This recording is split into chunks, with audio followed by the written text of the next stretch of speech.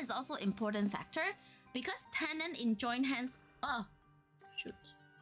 Tannin in joint hands with alcohol and also acidity. This three. Okay, 1, 2, 3. This three component constitute what makes a wine can be aged or not. So if you don't have good acidity or some alcohol and tannin to balance, you cannot keep the wine for a long time. You have to drink it basically like, I don't know, within 2 years. How do you make it together? It's just components that got made into the wine when you first made it. So the acidity comes from the acid from the grapes. The alcohol comes from the fermentation. Remember alcohol and acidity, right? If the grape eat up a lot of sugar, it's gonna produce a lot of alcohol, and because they eat up a lot of sugar, you get a higher acidity because you don't have the sugar level to balance, right?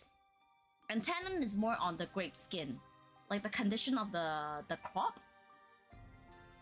Yes, acidity, alcohol, tannin are the three key components that tells you if the wine can be aged or not. How do you tell tannin again? Tannin is different. So for tannin, we are going to talk about a little bit more tannin when we get to the red wine, because red wine got skin, right? So tannin is the sensation. It's kind of like it's like a chewy sensation inside the side of your cheeks. So you know, you see my face, like inside your face, on your cheek, like inside your cheek, you feel this like rubbly, chewy texture. So that is the tannin.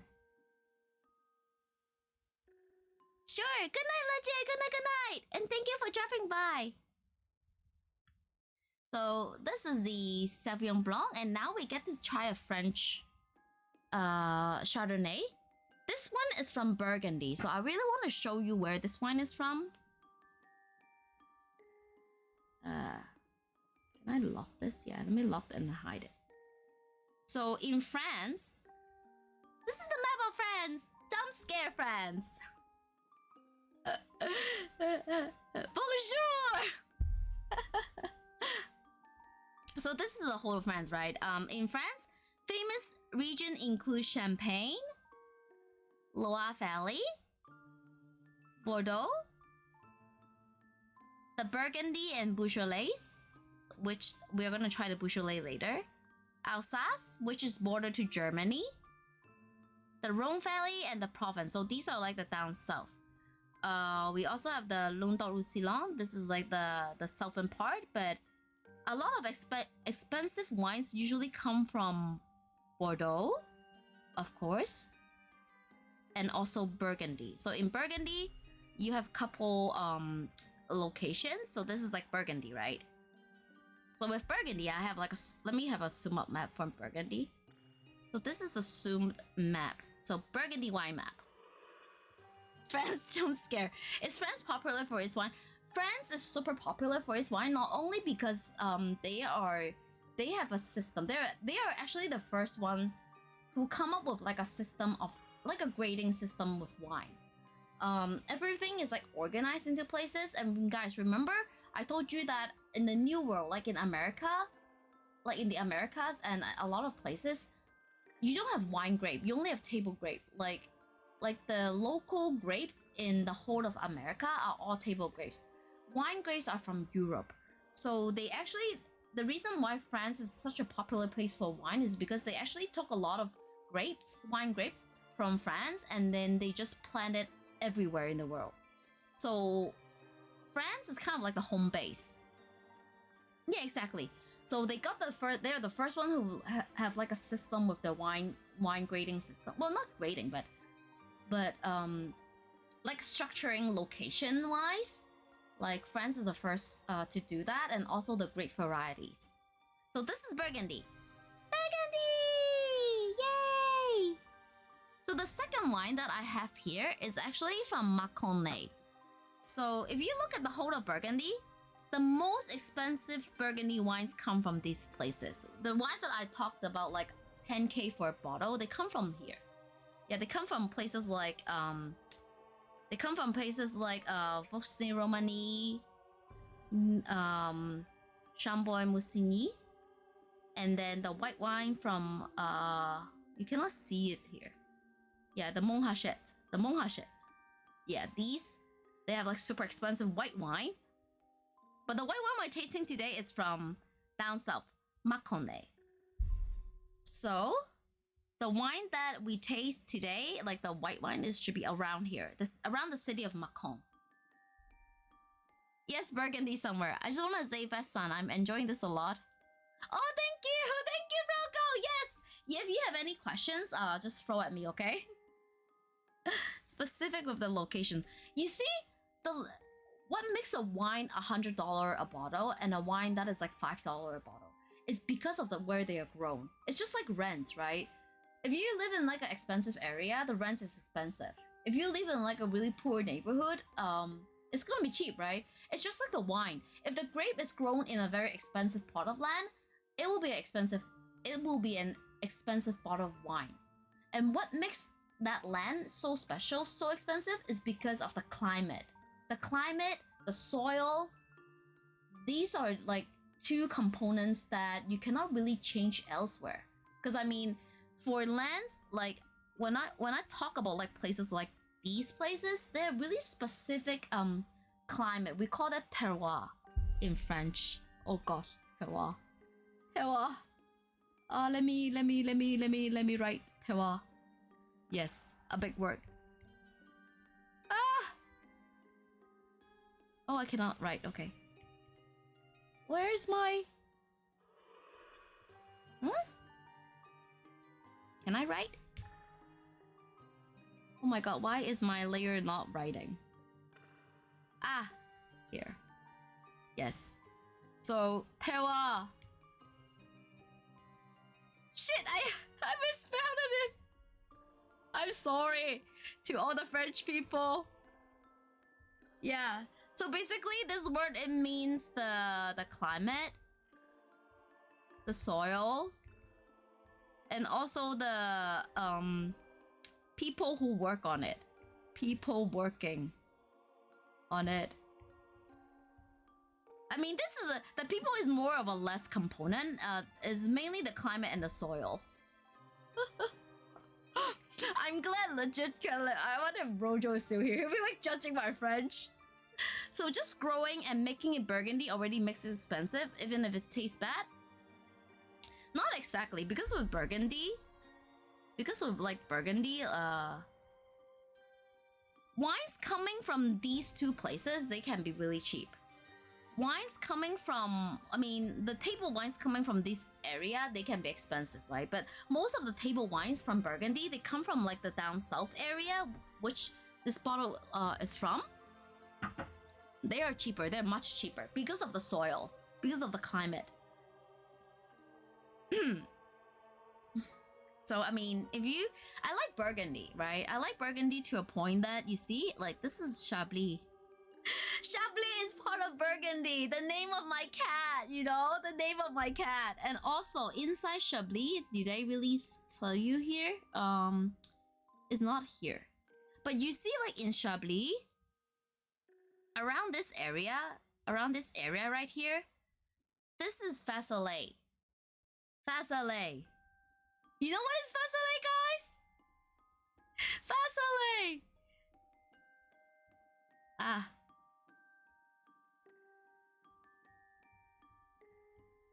Vezelia is a village in Burgundy. And you see, this is actually where my name comes from. This is where my name comes from. Vezelia is just like a village, I would say like right next to the Chablis region. So besides Chablis, it's a super small region. But they also make, most of the time they make white wine. They make Chardonnay based white wines. Yes, exactly, Vezelia, exactly. So if you look at the map of Burgundy, basically Vezelia is somewhere, I believe it's somewhere like Ihansi in Chablis. It's somewhere down here. You know all the green little dots right here? Yeah, that's where Vezelia is. So yes, me, Chablis, even Champagne, we are all wine names. Because I mean, like, if you look at the map of France, you see? This is Chablis. This is Chablis and Vezelia. And if you go up north, it's already the Champagne region. This makes so much sense now. Yeah. Yes, we are all connected. Chablis, Vezelia, and also Champagne. These regions, all these regions here, they grow a grape called Chardonnay. We all start with CHA. Yes, everything is connected. Everything has a meaning behind it. Especially with me, I really enjoy having that extra layer of meaning. So yeah, now you know. I mean, too bad I couldn't get the bottle of Vezelia from my shop, because that bottle in my shop will cost me about 90 bucks. Yeah, it will cost me like 90 bucks a bottle for a bottle of Vezelia wine. It's actually pretty expensive. So yeah, no Vezelia today, but you know what? We're gonna try that. So we got the white wine here, terroir, the Vezelia. Just gonna erase this. 90 bucks is what you spend on this. No, the 5 bottles I only spent like 70 bucks. Only 70. Yeah. So now we are on to the second wine. So this one is from... Oh my god, let me write the name.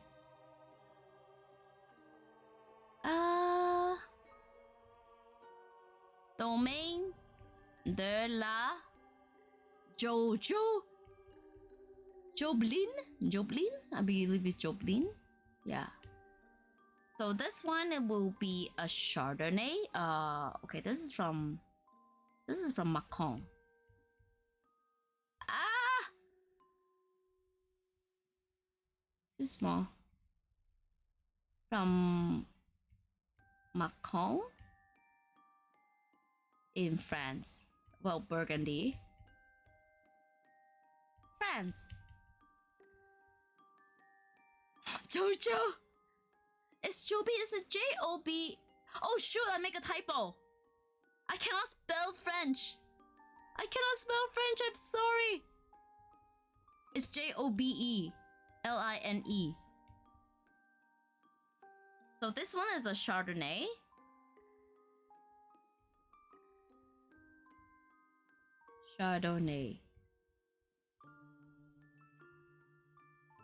Again, we will look at the color. As we said, this is like medium gold, right? Medium gold in color. I mean, where's my medium gold? Ah, not this. Here. It's like medium gold here. Yeah, medium gold. I saw wine that was discounted 45 and I was like, nah. Discounted 45. Do you have a picture of that? I'm curious, like what kind of wine that will be. So medium gold would be the color. Medium gold. Next off, we have the aroma. Let me smell. Okay, yeah. Let's go over what can we have for Chardonnay. So for Chardonnay, jump scare. We can have cucumber, celery, apple, lime, grapefruit, peach, nectarine. You know, nectarine and peach and also apple are very common aromas in Chardonnay. Chardonnay jump scare. Okay, let me smell. Golden apples. Yeah, very ripe golden apples. A hint of like vanilla.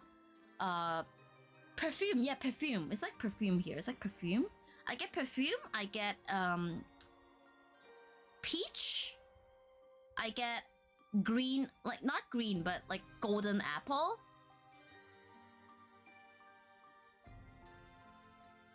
Also, I get a little bit of celery. Interestingly enough, like I got a little bit of celery. And mango as well. You know, this is actually, the more aroma you can detect from a wine, which means the higher the quality of the wine. I would say this is a really, really good quality. Well, not really, really good, but I mean, for the price that I paid, is actually pretty good. Yeah. Golden apple, peach. Let me write it down. So I have golden apple. Gold apple. Peach. Perfume. What else did I said? Yeah, it's like it's just like, you know, like those like perfume, how would I put it? White flowers? Celery. Yeah, I got celery. Spice. I don't know why I got like spice and perfume. Mine is perfume, didn't you know? This one. You know the perfume is kind of like what? Oh, is it honey? Is that honey? I got honey too. Yeah, honey. The more aroma it is, the better the quality. So this is a really good quality one. Yeah, celery. It's just something really green inside the wine. Compared to this one is like gooseberry and kind of like grass, right? But this one is like celery. I mean, the color is different. Oh my god, it's like so obvious, right? Look at the color. Yeah, honey. I like the honey. Let me try it. So next off, we are gonna talk about the acidity and the weight.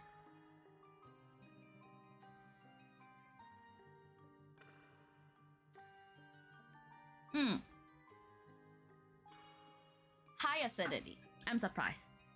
This is pretty... Oh my god, high alcohol as well. Acidity. High. Alcohol. I would say on the high side. Yeah, on the high side. It's actually... I can feel that really warm, burning sensation. Your wine don't smell because I get poor people. Now, all the wines can have... Okay, wait. Body. I find the body, this one is actually medium to full. It kind of feels like a 2% milk, you know? 2% milk.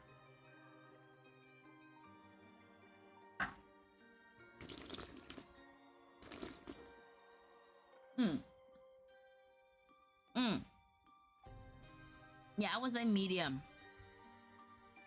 Because usually with the acidity, sometimes if you get high acidity, it's kind of like counter with the body.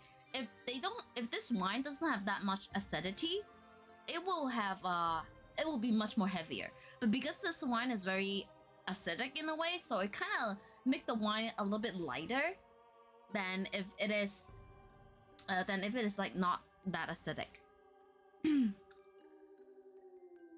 Thank you for the leg, Puru. Oh, and the finish.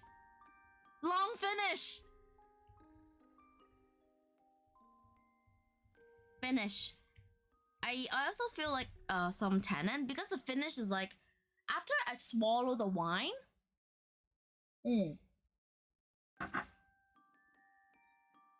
Oh my god, the finish. Like I swallow the wine. I don't have wine in my palate, but I can smell honey. I smell a lot of honey and nuts. Like, yeah, like hazelnut, like nuts and honey. Long finish because it's like persisting. Like I can count like 1, 2, 3, 4, 5, 6, 7. It's like close to 10 seconds. Hello. Hapetsu is here, boy. Thank you for the follow. I'm Vezelia. Nice to meet you. We're doing some wine tasting today. Basically is a wine lecture. Okay, a progo finish is in a wine is, you see when you drink the wine, you swallow it. Once you swallow it, there's no wine in your mouth, right? And then once you swallow it, you start counting 1, 2, 3, 4, 5, 6. When you still, how do I put it? Like It's like how long the aroma gonna stay in your palate after you swallow the wine. The longer it is, we call that a persisting finish. It means that I don't have wine in my palate, but I can still feel the wine. I can still smell it in my palate. Yes, like the aftertaste. The longer the aftertaste, if it's still there, like after 10 seconds I swallow the wine, it means that the wine has a very long finish. Long finish is a characteristic of expensive wines. So this finish is like long, man. Long. And also the tannin. Let me try again. Oh my god, I'm almost done. Let me skim a little bit more.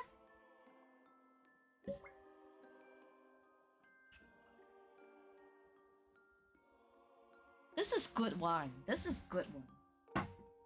For the price I pay for this is like really good one. This wine is like, the quality of this wine is, I mean, in Hong Kong dollars, I paid about like 230 bucks, okay, in Hong Kong dollars. But this quality kind of equals to like 400 bucks wines in my store. This is a high quality one. Oh shoot, my phone is low battery. My motor is dying, guys. Guys, give me a sec. I'm just gonna hook up my phone. I try to keep my tannin and finish confused. Okay. Let me hook up the phone and then we'll talk about that.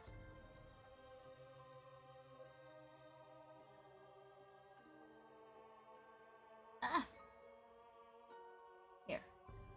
Am I back? Am I back? I think I'm back. So, the difference between a tannin and finish. Tannin is substance. Tannin is what you found on the grape skin, the grape seed, and the grape stem from the plant. Tannin is the little chewy, bitter thing that when you, how do I put it?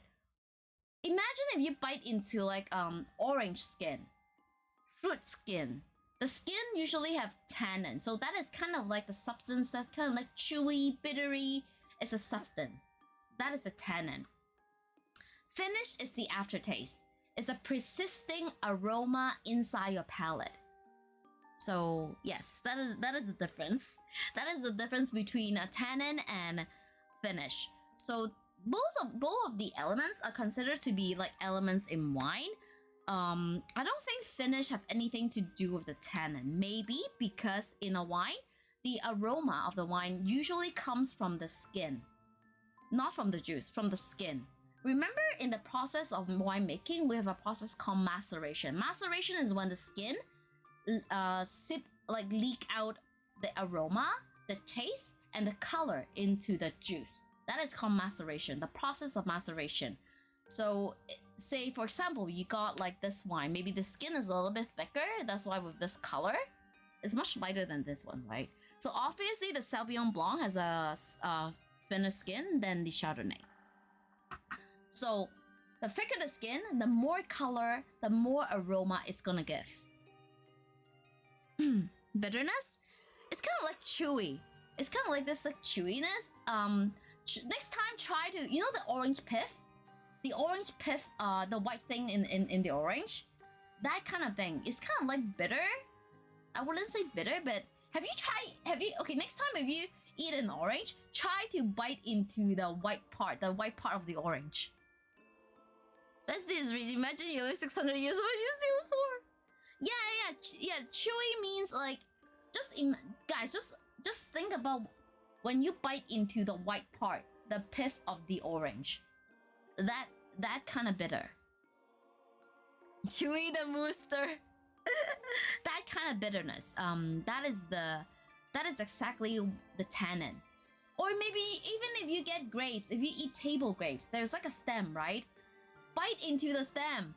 Yeah, chew up the stem. That is the tannin. That is the tannin that you will feel. So yeah, for this one, I would say tannin is like on the medium side as well. Yeah, medium. I mean, this is a good wine. Let me give it a star.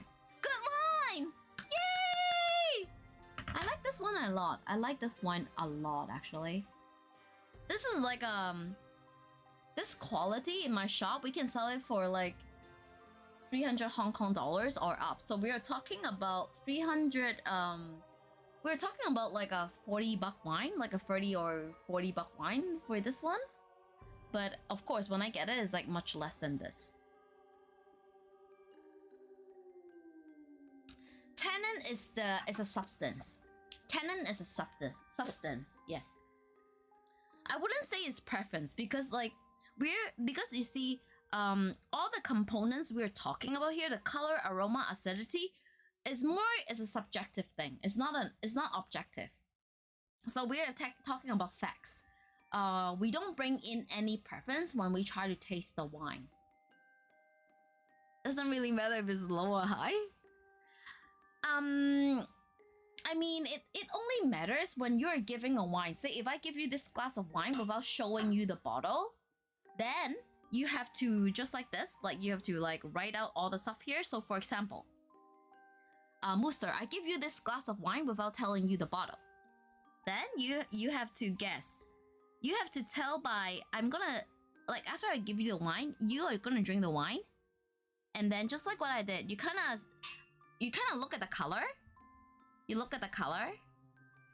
Like the color. And then you smell the aroma. And then the acidity. You have to detect all these elements. And finally, I will ask you, Mooster, what is this wine? Can you tell me what grape is made from? Where is it from? And then you need to look at your notes. These are your notes here, right? These are your notes. Like you need to look at your... These are your notes. You have to look at all of these notes. And guess and tell me what wine is this? Don't give Mooster wine is not a rich. I know. I mean, like, for example, right? How much to tell, though? Exactly, this... You know, when I was training for sommelier, this is actually what I was being trained on. I'm trained on how to taste a wine, how to write notes like these, and how to guess what wine this is. And basically the exam, remember, I told you I went for a 3-day exam, right? I failed in the tasting component because I have to do this for 25 wines. I have to do this like for 25 different wines and spirits. And I don't know, I mean, I know I failed, but I didn't know where I failed. Yeah, 25. Basically I did the exam for tasting for the whole afternoon. So I have to taste like 25 of them, and then there's only one component, okay? There's only one component in my whole exam. My other exam is like, I believe like 15 essay questions. That is like one, I believe it's like either one morning or one afternoon. I also have like 700 multiple choice. So that is another component. Yeah, 15 essay, 700 MC, 25 wines to taste, blind tasting, okay? They don't tell you what wine is, you have to guess. Exactly, that's why I flunked that's why I failed the exam, okay? But I was being trained like that. Yeah, it's really hard. Your taste palette must have been fucked up. It was so bad. For white wines, I remember I tasted like 7 to 8 white wines, 7 to 8 red wines, and then I believe like 1 rosé, some champagnes, and then also taste like one sake and also 1 hot liquor. So the hot liquor can be tequila, whiskey, or brandy. But then the wine is like, it's just like, screw me up so bad. Yeah, I didn't get to taste sake. Oh my god, we're getting close to the 3-hour mark. Oh my god. You know what? Let me put this 2 away. We have to go to the red wine. We haven't even tried the non-alcoholic yet. Ugh. And I'm not even drunk. How many sips I took? Okay, let me put back the wine. So guys, I'll be drinking these wines for the rest of like the next 2 weeks. Okay, let me get my... So these 2. These are the red that we are gonna taste.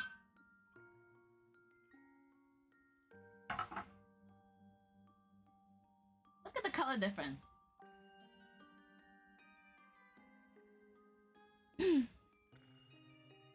The reds. I didn't understand how hard it was to drink all types of wine.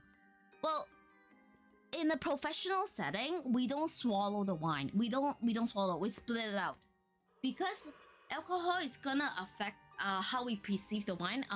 It's gonna affect my sense. So when I sit at exams or when I do professional tasting, I never drink the wine. I split it out in a bucket or something. We call it a split tune. Yeah, we just split it out in a bucket. It's the goal of the stream to get Vez drunk. No, Vez is like working really hard to give a lecture.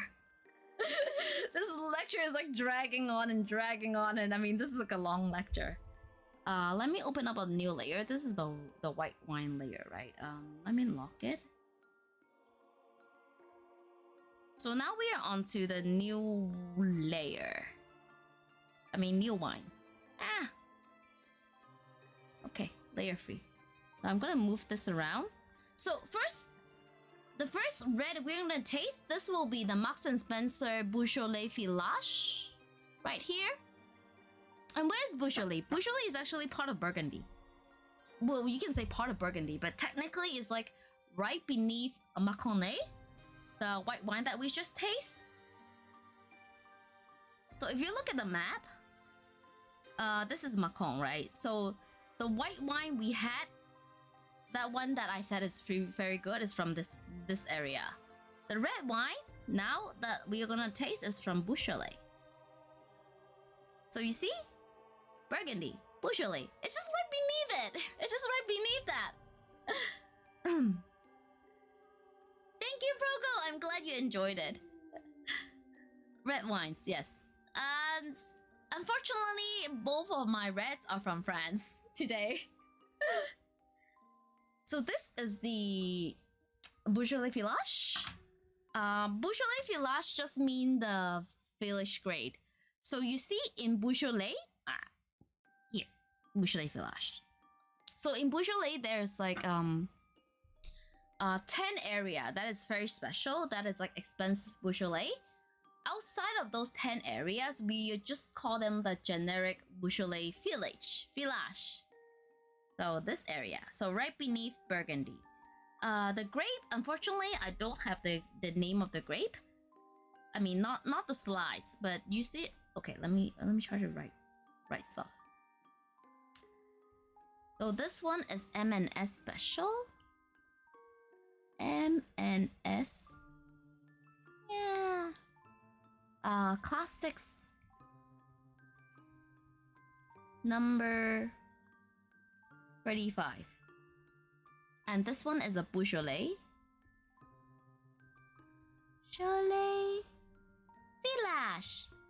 Village, basically. I know the grape by heart because when I study, you see in Europe, on the wine bottles, they don't tell you what grape it is. They don't tell you what grape it is. You have to memorize it. You have to sit for an exam and memorize it. So this one is Gamay. I believe I talked about Gamay before. Remember, guys, I opened a sparkling wine that is Gamay, and I even made a YouTube shorts about me popping out talking about Gamay. So this is 100% Gamay. Is the name of the grape. And if we check the color, let's look at the color. Where's my color chart? So we are in the red wine territories now. Move this away.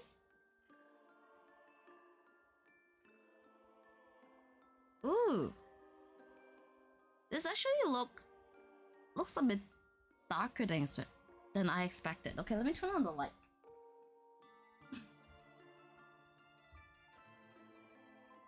Ah!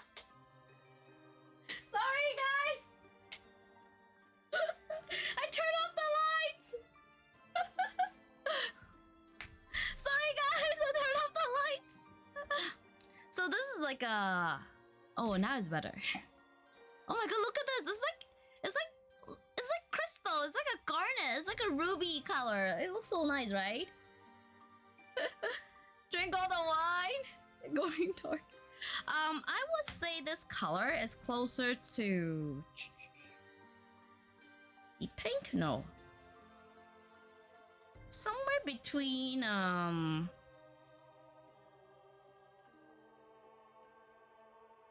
of like this, kind of like from a deep pink, a medium purple, pale purple. No, it looks like a pale garnet. Does it have pale garnet? You know what? It looks like this is medium, right? This looks like a pale garnet. It's mostly visually appealing color so far. Yeah, I think so too. So you see, this is Beaujolais. Beaujolais, remember, it's like right beneath Burgundy, right? And remember my glass of the wine that I've been drinking? This is Pinot Noir. They look so similar. Look at this. The Pinot Noir will be more on the garnet side. This is the Beaujolais. This is the Pinot Noir. Pinot Noir is like more brown, right? The Gamay is more on the purple side if you look at the color. See, this is like purple, garnet, purple, garnet, purple. This is Pinot Noir. Hand review. Yes, it is a color. So the Beaujolais-Villages. Let me add on the color. Eh? Gamay, Beaujolais Village. So for color, I would say is a light. I think it's a light purple. Yeah, it's a light purple. The Pinot Noir will be light garnet though. This is light purple. Yeah, this is really light purple. And you can see like it's like crystal clear, right? It's like a gemstone. Look at the colors. It looks so nice. Look at the reflection here. Like the reflection here. I don't know if I'm blind or what. It looks all brown. No, when we get to the Bordeaux looks really purplish. Yeah, look at this. This is even darker. Pinot Noir is more on the brown side. I mean, let me lift it up like this. See? Look at the color. Shoot, I forgot which one is which. Okay, this is the Beaujolais. I can even tell. Like, if you give me like two wines like this, I can sniff it and I can tell which is which. That's the whole dark brown. So this is, you know what? When I sniff it, this is actually a really, really good Beaujolais. I mean, we got the color right. So now, because I don't have a slide for the grape variety, I have to use this aroma chart. Red berries.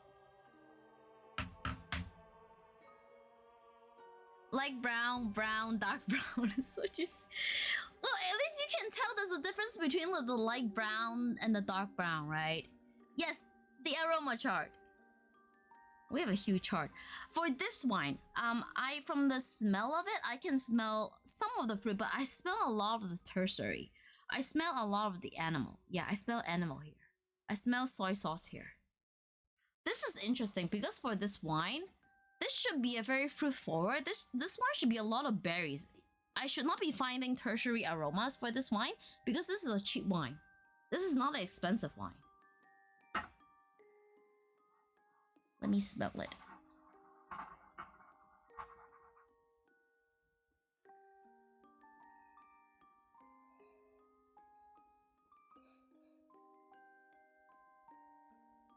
You know what? This is interesting. I don't know why I'm getting leather. This one is a very special wine, okay? It's Marks and Spencer. Marks and Spencer, you know, you guys, you know this is like a UK supermarket, right? It's a UK supermarket. But this wine is made by a winemaker called Sylvie Revier here. this is her name. She is actually a kind of popular or a well-known winemaker in the region. So what happened is like Marks and Spencer, they hired this guy. They hired this like one guy. He's kind of like a KOL in the food industry. He's like a method, kind of like the head. Well, see this guy as kind of like an influencer in the food scene. So Marks and Spencer hired this one very famous guy, and then this famous guy go to Beaujolais, and then he asked this lady, lady famous in the region, to make a wine for Marks and Spencer. So this is this is how the wine come from. So unlike the two white wines we tasted, the two white wines that we tasted are people growing their own grapes, making their own wine, sustainable wines. Like we call it the growers, okay, the growers winery. But this one is not. This is like a supermarket collab with a famous influencer and also winemakers. Soy sauce is good quality. I have leather.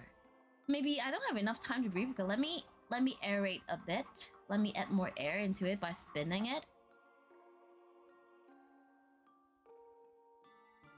I have like leather.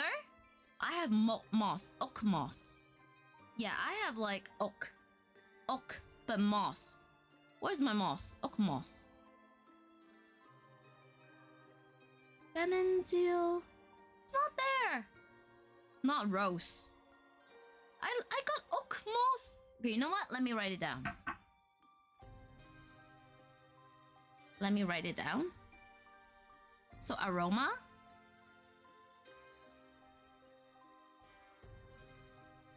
Aroma. I got leather. Oak. Moss. These are tertiary aromas. So remember, when you have like funky smell like that, it means that the wine is expensive. Yeah, leather. Yeah, moss. You know, like you go into the forest, you see moss, and then you just like sniff the moss like that.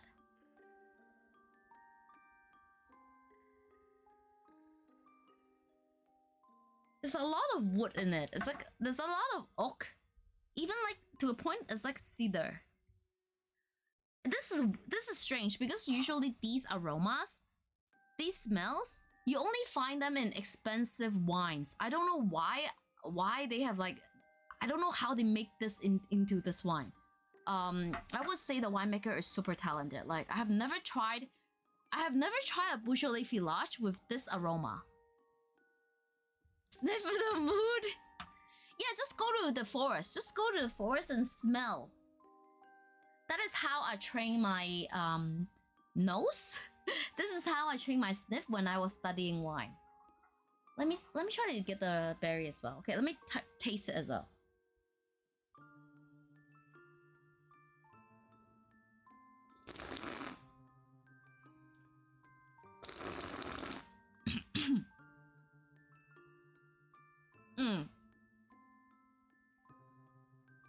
On the palate, I know it's young.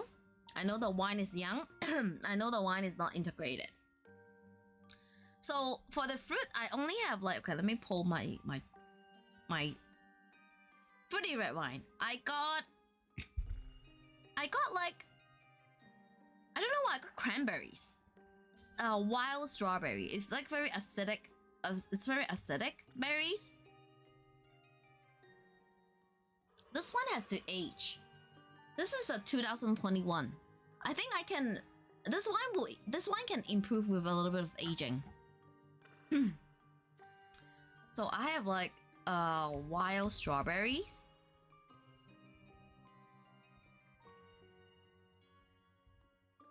I have some cranberries.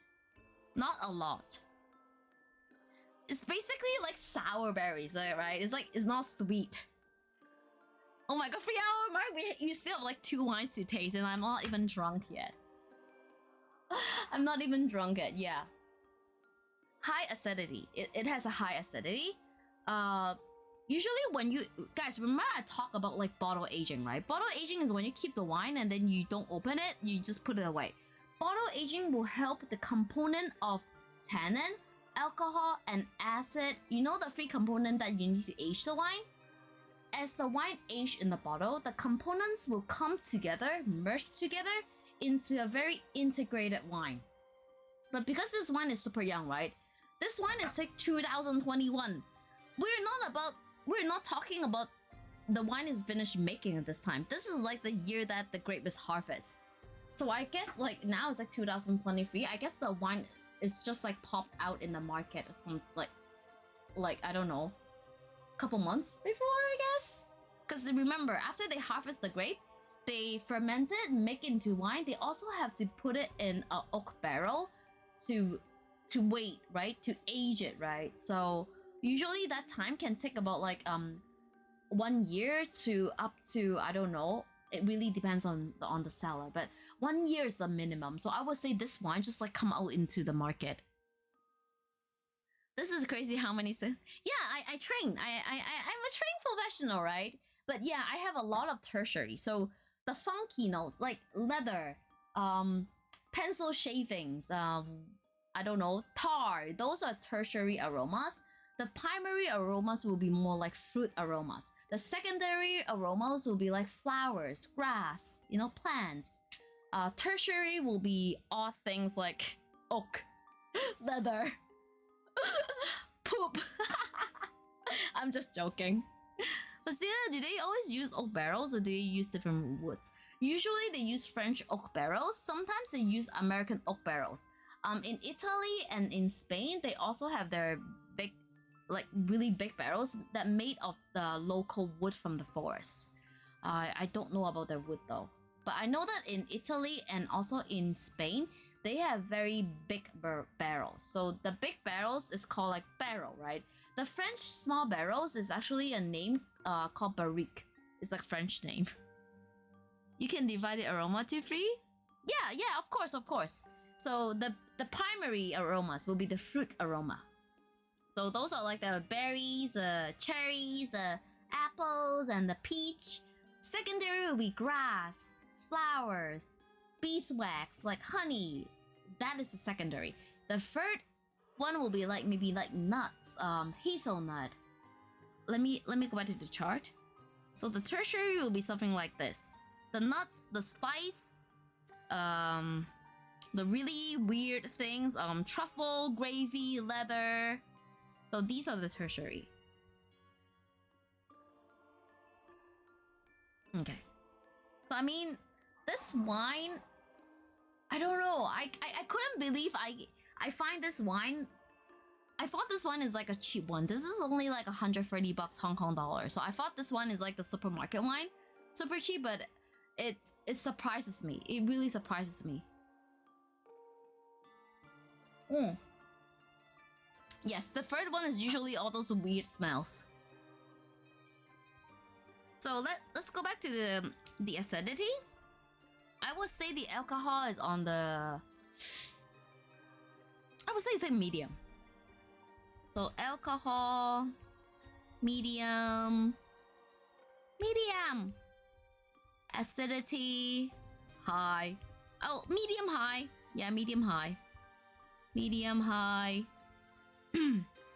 Like it's more on the high side because like the red berries, like the strawberries, not like the ripe strawberry, but more like a wild strawberries, kind of like sour and cranberries. Tannin. Now for red wines, tannin is important because tannin comes from the grape skin, right? So Beaujolais made red wine with the grape Gamay, and Gamay have a very light skin, just like Pinot Noir. So of course the tannin is going to be on the low side compared to the next one that we're going to have.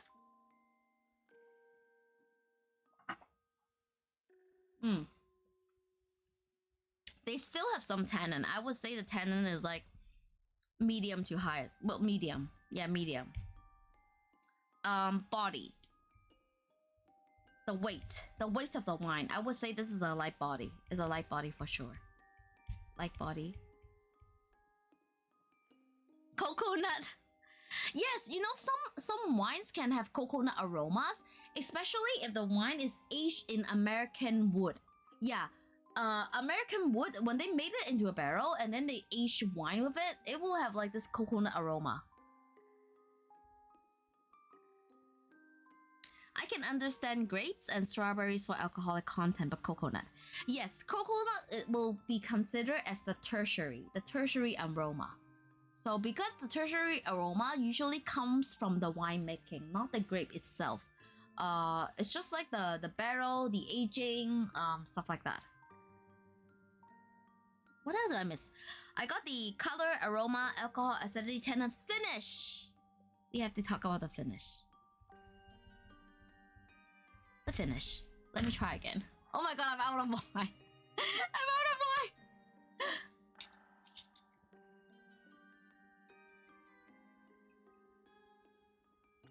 Okay. This really surprised me. I mean, the white wine, the second white wine that I have, and this one really surprised me.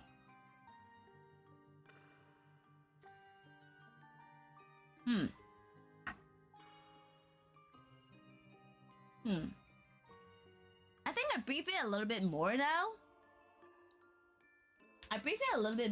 So it's the fruit is there. So guys, when you first open the wine,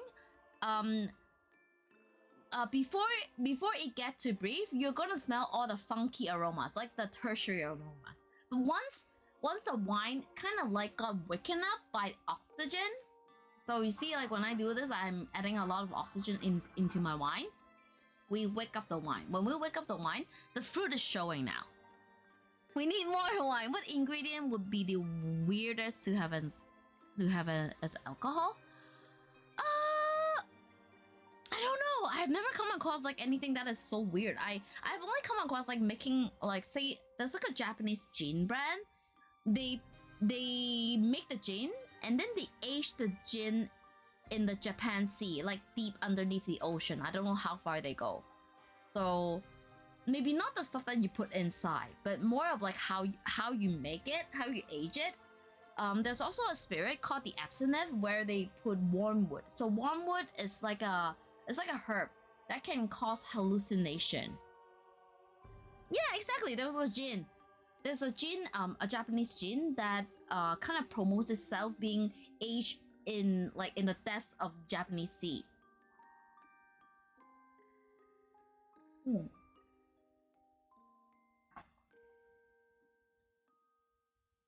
Okay, let me count. 1, 2, 3, 4, 5. 5 seconds. I would say like low to medium. Not the presence. Yes, the finish is about the presence of the wine. So yes, this is kind of surprising that I find the oak, but after I brief it a little bit, I would still think that is a really easy drinkable wine. I mean, it's being light, right? So next wine we have, this one will be easier. This is, so you see all the wines we tasted, right? The 2 white wines and also this wine, we called it the single variety. So single variety, maybe I'll write it over here. So single variety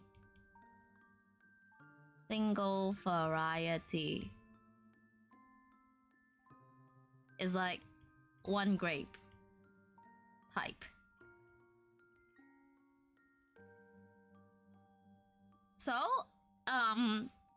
this one is made with Gamay, right? It's just like the other white wine. One is made with Sauvignon Blanc and the other one is with Chardonnay. This one, red here, Bordeaux. This one here. Bordeaux? Here? So Bordeaux wines, they don't make single varietals. They are blended. Blended. So they have like multiple grape type. Yay. 5 seconds is not just medium. I mean, at 5 seconds is where the wine completely vanishes. So I would say the finish only lasts for about like 3 seconds to 5 seconds. So I think it's pretty short. Did you start becoming a sommelier? No, I studied to be a sommelier. I studied for years, okay? I studied for years to be a sommelier. I wouldn't call myself sommelier, right? Because I haven't completed the exam. To be a accredited sommelier, I need to complete that exam. Or my other choice is I can go to Europe, take a course called the Court of Sommelier, and get a recognition from there. Okay, so now we have this wine. So this is a supermarket wine, right? So this is made by like Marks and Spencer, and this wine we have a really famous it's the Baron Philippe de Rothschild. So this is like a super rich family. Oh my god, can you guys see it? Oh my god. Oh, you guys cannot see it. So these guys are wine merchants. So they sell wines. These guys are businessmen. Business people. They don't grow their own grape. They buy grape from other people. And then they make the wine and then they bottle it and sell it to the market. So these are like business people making wine. Okay, so let me write this one is Baron. Oh my god, my writing is so horrible. Baron Philippe the Rothschild.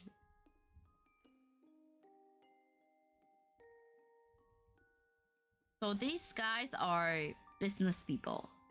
So this is the Bordeaux wine. As I said, Bordeaux in France, right here. So you see, this is Bordeaux, and off coast, Bordeaux is on the southwest, west side of France. So they're bordering the Atlantic Ocean, and the other side will be like, I mean, this side here is like UK. This will be UK.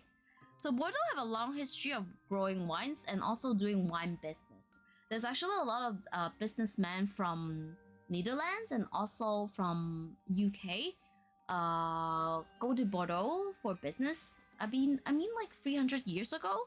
So they started a lot of like businesses there. So everything in Bordeaux is like super organized because it's like business, right? So the system is really well. All the organization is like super well. But we'll go into like wine laws later if you guys are interested. I mean, it's a super boring topic that I have to memorize, okay? These are stuff that I have to memorize, but it will be like a little bit boring for you guys. So I'm gonna skip that for today. Multiple grapes. Yes, exactly. So in Bordeaux, for the red wine, we are talking about there's like 5 red grapes that we can use in Bordeaux. So for Bordeaux red, Bordeaux? Cannot spell. Sorry. Bordeaux red. Okay, so there's actually 5 to 7 types of grapes that you can use. We have like Cabernet Sauvignon. This is the most famous one.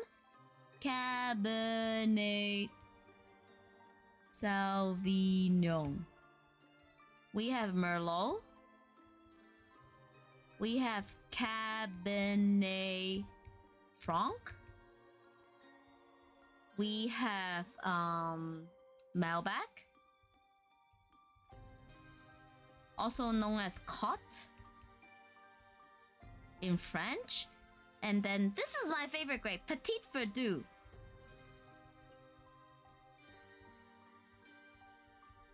Yeah, so for Bordeaux red, usually it consists of these 5 grapes. Each vineyard will have different combination. So some will have like more Cabernet Sauvignon, some of them more Merlot. It really depends on the land. Because you see in Bordeaux, the soil is different. Like different parts of land, they have different soil. And different soil type will dictate which grapes the wine will be dominant in. Yes, they just mix it, but in different percentage. So some wines, you see, where's my Bordeaux map? Oh, no, I don't have a Bordeaux map. France. My France map. Okay. So you see Bordeaux? There's a river here, right? You see there's like a river there. So for the river, oh my god. Oh shit. Can I move this? No, I cannot move this, never mind. Let me open a layer. New layer. So you see on the Bordeaux, this is the river. This is the river. River. River. Okay? It's called the Garonne. Garonne River. So on this side, this is the left bank. Left bank. And on this side, this is the right bank.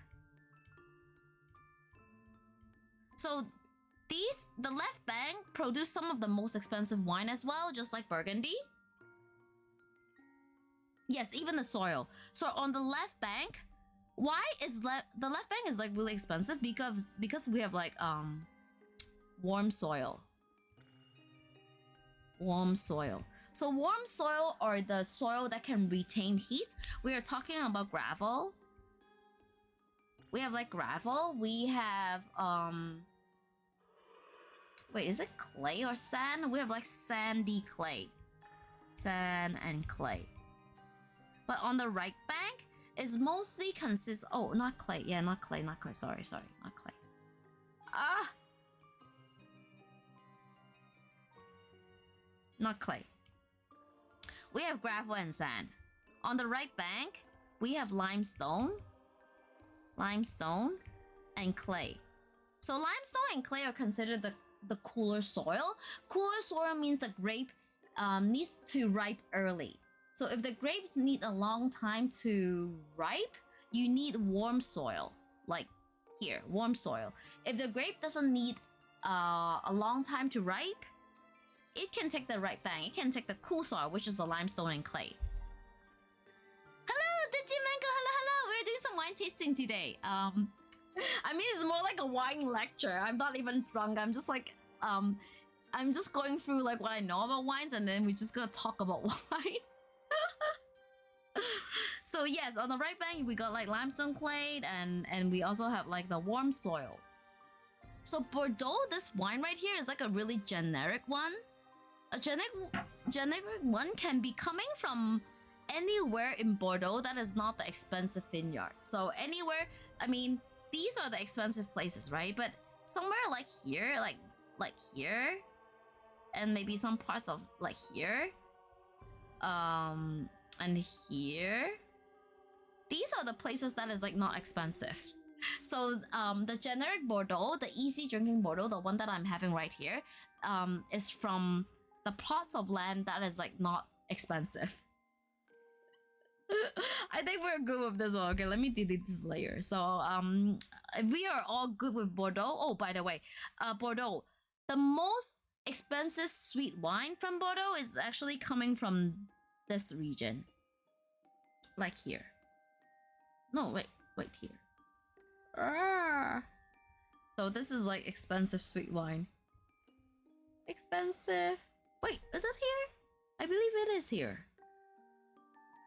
Yeah, sweet. But it gets so pixelated anyways. So let me go back to taste the wines. I mean, progress. We need progress.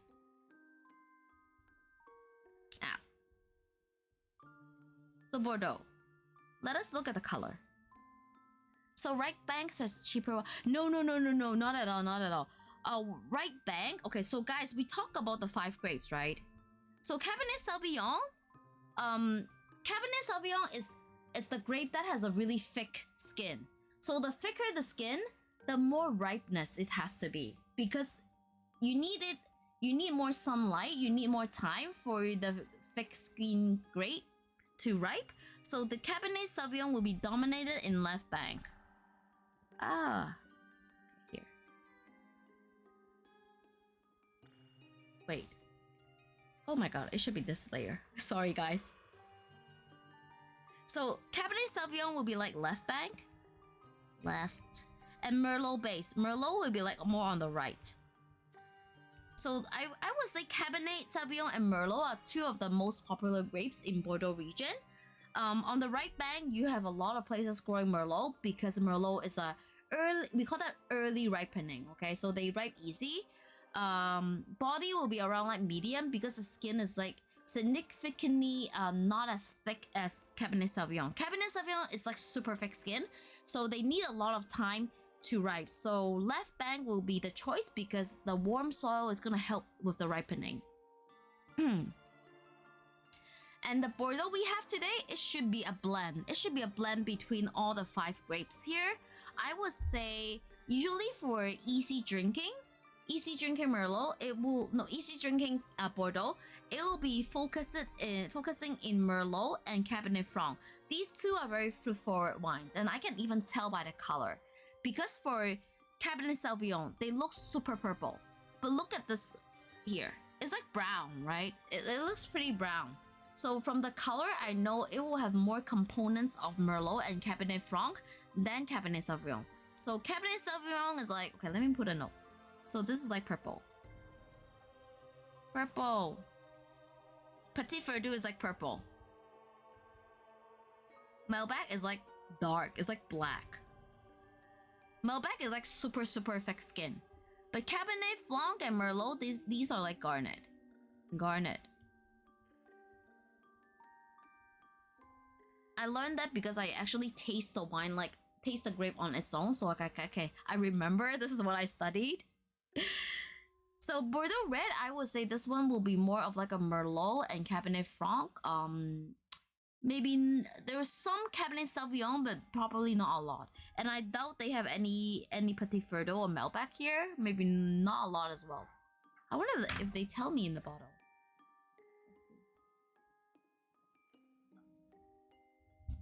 So according to the bottle, okay, it's a strict selection of wines produced in the main Bordeaux appellation plant with premium grape varieties. Merlot, Cabernet Sauvignon, Cabernet Franc. See? It's that here. Merlot, Cabernet Sauvignon, and Cabernet Franc. See, I know this is a Merlot-based one. Easy to drink. Like, even, I don't need to smell it. Even by the color, I know what dominant the wine. Yes, I can tell by the color. I can, like, for these ones, I can just tell by the color, and especially for Bordeaux, because I have tried quite a bit of Bordeaux, and I can tell by the color and also from the aroma. Remember, this is what I write an exam on. So let's go back. Let's check the color. Color.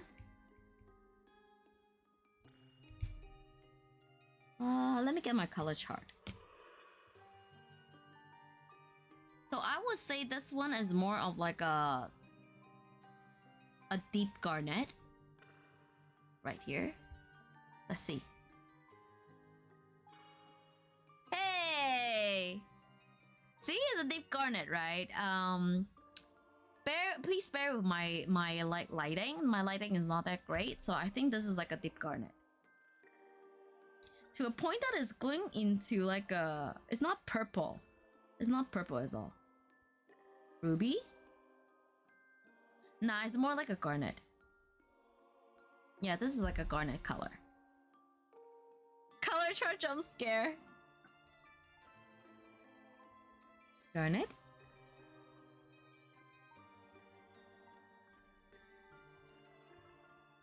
Deep garnet. So aroma. I have been breathing that. Okay, let me put a cork back so that I don't want to over breathe it. Be right back.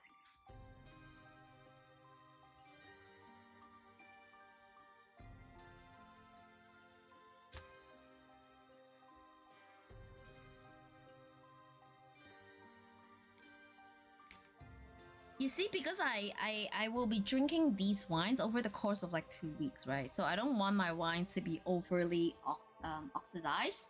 Oxidation means that when the wine is exposed to a lot of oxygen for a prolonged period, it will lose the aroma. Oh my god, I cannot put the cork back. What the fuck? Oh, I cannot put the cork back. What should I do? No! Ah! Oh fuck. I'm doomed! Ah! Ah! You know what? Let's get on. Let's get on. I cannot put it back! I don't know why I cannot put it back! Like,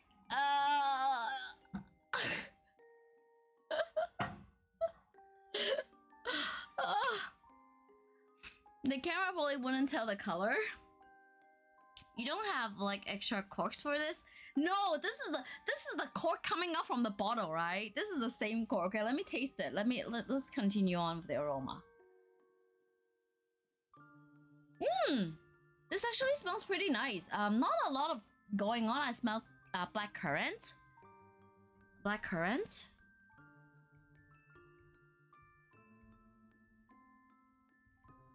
Black currant. It's not a lot. I mean, given the price of this one is like less than $10 USD. It's about like $9 USD.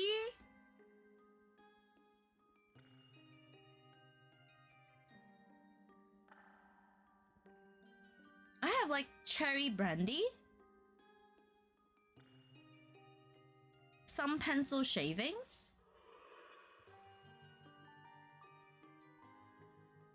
yeah, cherry brandies. Cherry brandy. Usually cherry brandy is kind of like an indication of like it's like a higher alcohol. Pencil shavings. We can also refer to the aroma chart. So for the aroma chart, I have like Cabernet Sauvignon here. Beetroots, asparagus, yes, black currants. I got black currants. Plum, anise, prune, tomato leaf, tobacco. I don't have tobacco. Well, kind of. Yeah, I can smell a little bit of tobacco. But you see like cherry, right? I have like cherry brandy. The reason I say cherry brandy because I can smell the alcohol. Like the wine is not really integrated. I can smell the alcohol, so it's like cherry brandy. Some tobacco. Yeah, some tobacco. Let's look at Merlot. So Merlot, we got the cherry as well, like cherry. We get the black currant. We also get the tobacco. Yes. So Merlot is more fruit. You see, like for Merlot, you have like strawberry, black olive, and stuff like that. And for Cabernet Sauvignon, is like mostly asparagus. It's more green. It's more green for Cabernet Sauvignon. But I definitely can smell the cherry, the blackcurrant, and the tobacco. Yes. Pencil shaving, cherry brandy, tobacco.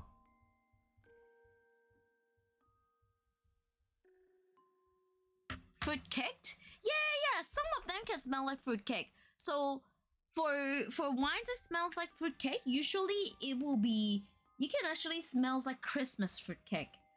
Cinnamon, herbs. We get like nutmeg. Yeah,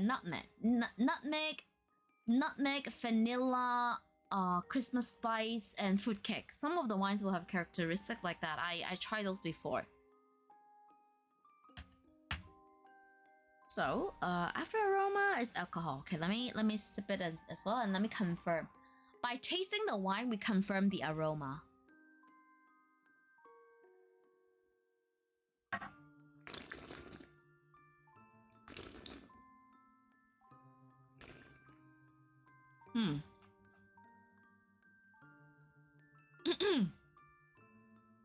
The alcohol is like on the high side, it's like medium high. Oh shoot! Don't know how to spell! Alcohol. It's actually pretty high. Medium high. So it's just like the other one, the Marks & Spencer one's medium high. Let me check the alcohol content. So for the Marks & Spencer Beaujolais, oh my god, it's only 12%. So this is actually a low alcohol. But I guess because the alcohol, when the alcohol and the wine is not integrated, you will feel sharp edges of alcohol. That's why I find this is like it's like on the medium high side. Bordeaux is higher. I would say in this instance, Bordeaux will be high. Will be high. This one, the Bordeaux also have very sharp edge for the alcohol. Can I smell alcohol? Thank you, Proco. Okay, let's see. How many percentage? Okay, it's like 14.5. But as I said, it's not really integrated. The alcohol is not that integrated, so I find a lot of sharp edges with the alcohol with this two wine. After all, this is like it's like a super affordable Bordeaux, and this one is like a supermarket grade red wine, right? So I'm not complaining. Usually for high alcohol in red wine, we're talking about like 14% or above. Some of the highest, I mean, the red wines with highest alcohol is actually from America. So down in well, not South, but in California, there's a grape that is like the American grape called Zinfandel. Zinfandel, the red grape, can make red wine with alcohol as high as 15%. So 15% is considered to be like the max. I mean, after 15%, all the yeast that can make wine are gonna die. Like 15% is just like too high alcohol. Some wines in Australia, they can go to like 14.5 or close to 15. But usually for red Zinfandels, they can be like 15% easy. Yeah. Can smell alcohol. Yeah, I think this alcohol is high. It's like, it's really, there's a lot of rough edge with this one. Next, we're gonna go to acidity. Okay, let me write acidity and tannin.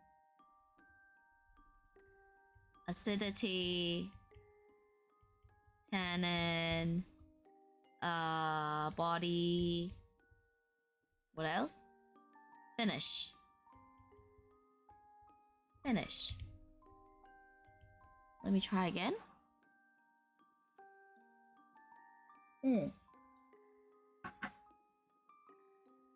Acidity is actually medium. Not that bad. Okay, how do you detect acidity? After you swallow the wine, feel, are you having more saliva?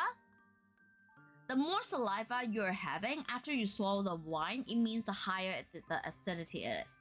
I'm not sensing a lot, so I would say it's like medium-ish. Let me try again. I feel the alcohol. The alcohol is really sharp. Yeah, I was like medium high. Tannin. Quite a bit. I'm feeling the side of my cheek. You know, the side of my cheek. It's kind of like chewy. Yeah. I would say it's actually pretty high. Body is full body. Why do I say it's full body? Usually, it's pretty rare you find wine that is low in tannin, but full body, right? Tannin is the substance in wine. The more the substance it is, the heavier it will be. So obviously, usually for high tannin wines, the body will be high. How long will I stream today? I'm trying to finish all the wines. I mean, I'm on my 4th wine now. I still have a non-alcoholic wine to taste. Did I talk too much, man? Did I talk too much? Finish. Let me try to finish.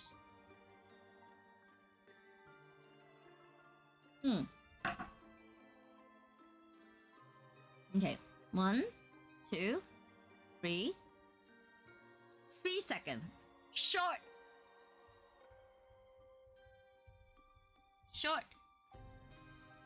Guys, so finish really plays a key part. These two are supermarket grade wines.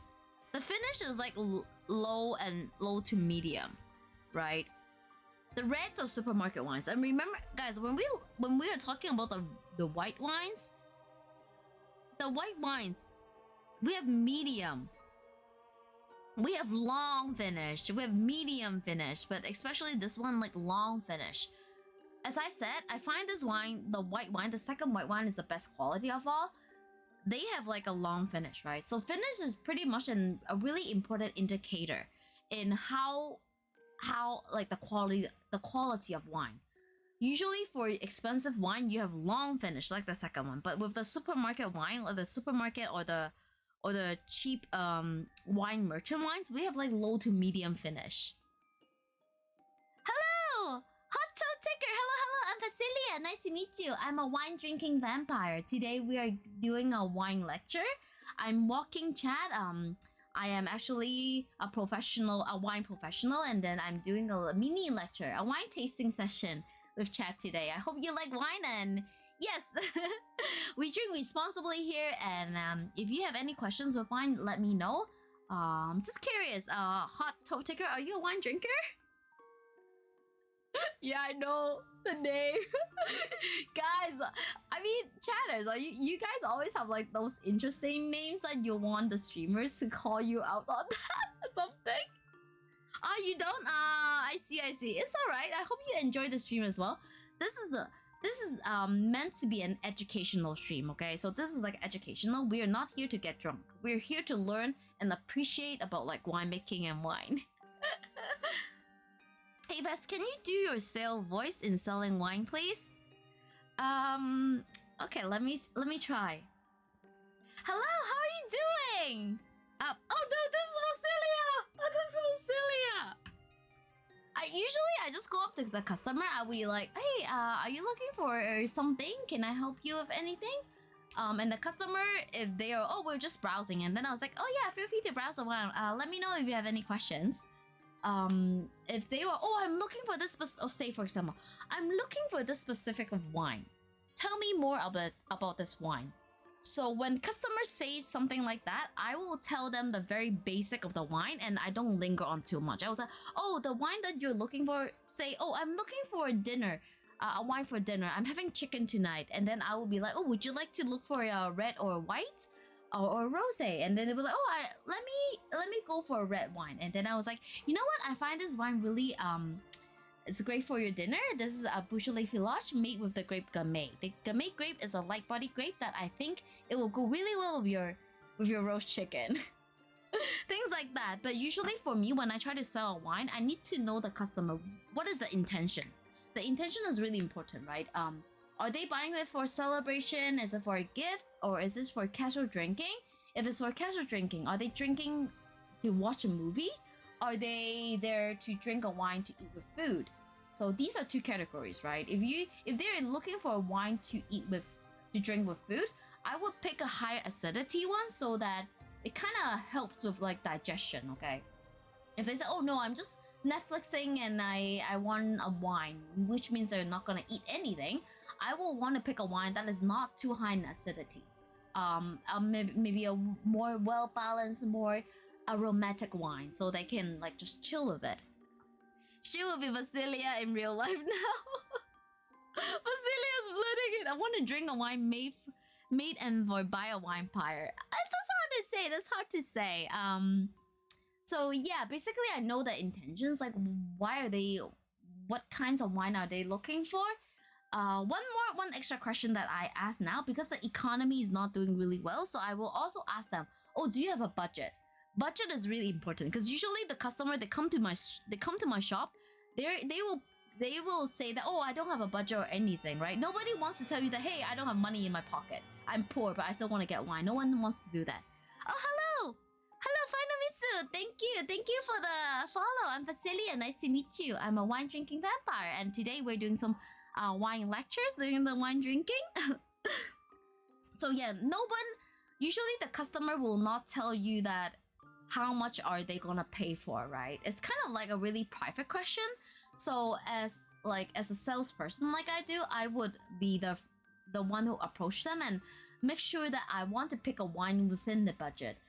From my experience, if I do that, there's a higher chance for the customer to actually buy wine from me, because I know their bottom line, right? I know that they're looking for something about that price, and then I can just like pick the good wines for the occasion within the budget. So I think the budget is really important too. So yeah, that's just my 2 cents for selling wine. I need to know why are they getting, like, what is the intention to coming into the shop if they are gonna buy wine. What kind of wine do they like? And say if a customer say, oh, I want to, like, say I have a roast chicken dinner, I want to have a red wine, and my budget is like $30 US dollars, right?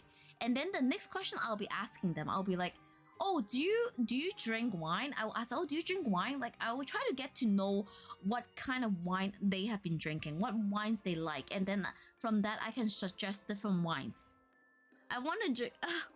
I want to drink wine while crying. Okay, if you want to drink wine while crying, that means that you're not gonna drink with food, right? Because there's no way you're gonna cry and eat. There's no way, right?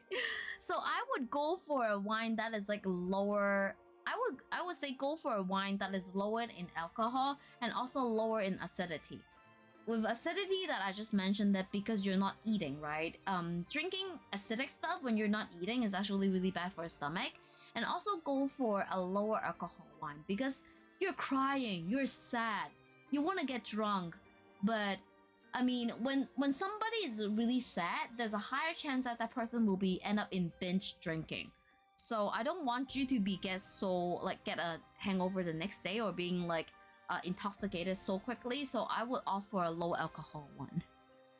So you see what I'm doing? Like I will try to understand what is the customer intention, their likes and dislikes, and then I will find the right product for them. So as a salesperson, this is what we do. And I think, to be honest, this is art, okay? This is a skill.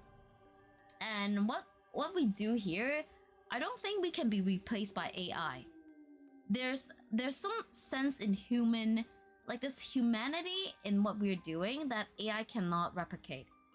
For example, when you tell me that, oh, you're crying, you want a wine that you drink when you're crying, and I know that, like, my humanity side told me that you're sad, you're not happy, and I can pick the good wines accordingly. In your case, come here, let's drink beer. Don't drink wine. Come on, I've been spending like close to 4 hours and educating and telling you guys about like wine and stuff like that. Just drink wine, appreciate wines. So yes, so this wine, as I said, because both of these two wines, they're supermarket wines. So they're the quality wise. I mean, this one surprised me, right? This one surprised me. This one has like quite premium aroma, but they cannot fool. Like, even though for this wine, they have really good aroma, like leather, oak moss, the tertiary aromas. But when we get to the finish kind of like reveals what this wine really is. So despite they having like a really interesting, like a really profound aromatic profile, like with all these like aromas, but when it gets to the finish, the finishes tell me that this is not an expensive wine. Now I'm curious how you rank the non-alcoholic wine. Oh yeah, let's do this. So I like this. Let me put this away. Yeah, this surprised me. This really surprised me. Let me put the wines away. Guys, just give me a sec. Now finally we are off to the final non-alcoholic. So guys, remember, because alcohol helps to preserve a wine. So even without refrigeration, I can just like keep a wine in room temperature. But for non-alcoholic wines, I cannot do that. Just give me a sec, guys. Oh, let me try to put this away.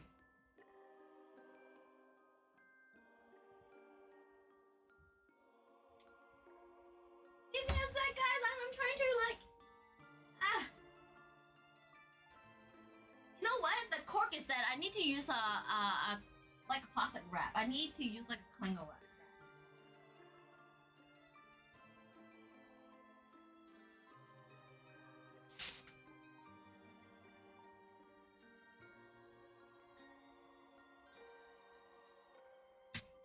This is what I do when I cannot cork. Plastic wrap! But with plastic wrap, I have to keep it in the fridge, right? Not alcoholic wine. So this is the non-alcoholic wine. This is the McGuihan Zero. McGuihan Zero.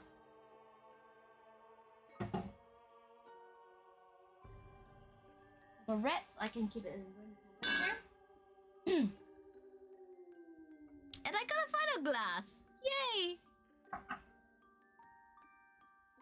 10 10 minutes to drink it all. No!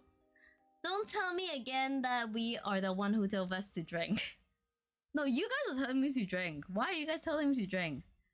Okay, let me open up another layer. So this one will be...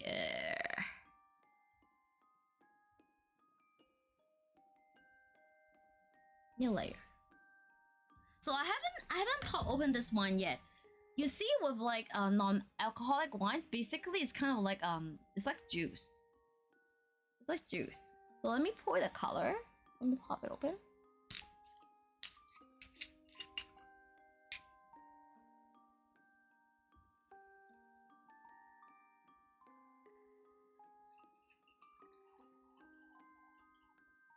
Oh my god, I tripped. I need a Kleenex. Let me get tissue paper. Right there.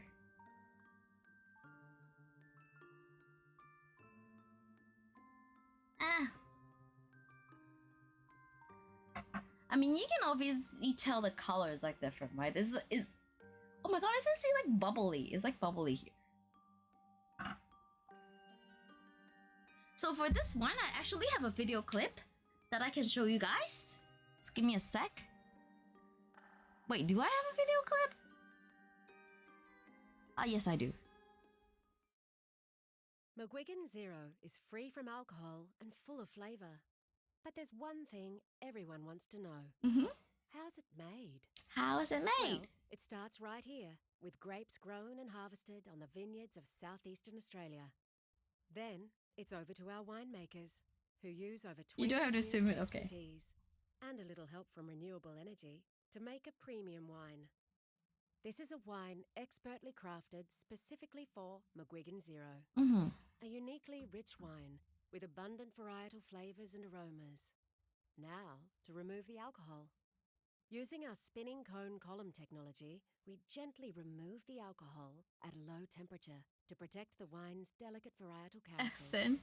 Australian Our accent. winemakers then expertly blend different parcels to create a zero alcohol wine that tastes like the McGuihan you know and love, just minus the alcohol. Minus the alcohol. Finally, we bottle the blends, so we can control Spinning the cone process of from death. wine to glass, meaning it arrives to you free from alcohol, full of flavor, just as we intended. Yahoo! Yippee! So guys, you got that down right. You got that down right. So basically, they use a technology which is like spinning the wine in low temperature to remove the alcohol molecules. You're gonna thank you for teaching. Oh, thank you, Banana. Thank you. We are hitting the 4-hour mark. I thought the lecture is gonna be like within 3 hours, but I couldn't do the within 3 hours. There's too much material to cover, and I mean. Today, what I'm telling you guys is only a scratch on the surface, okay? I'm not even going into details of a lot of things. Okay, time to taste our final wine, the non-alcoholic wine. Here. So this one is the McGuihan Zero.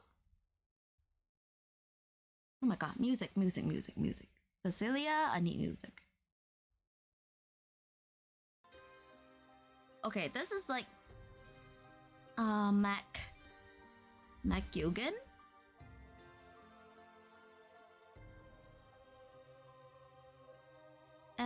How do I spell it? McGuihan.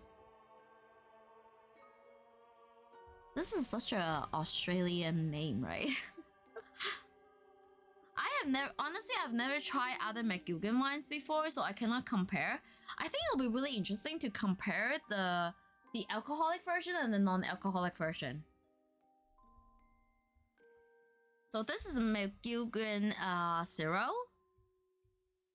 This one is a rosé. Okay. Did they tell me about like the...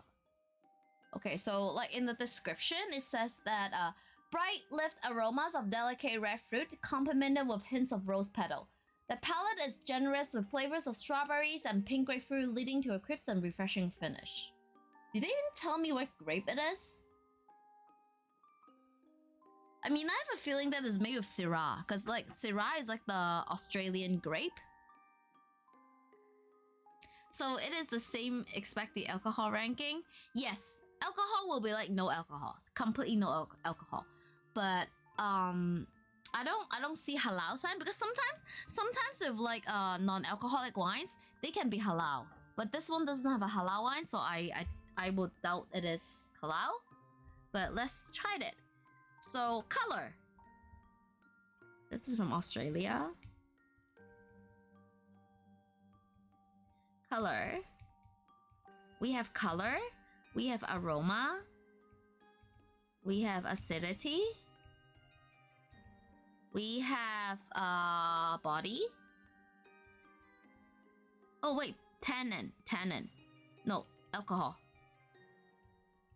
Alcohol, which is no. We have body. We have tannin.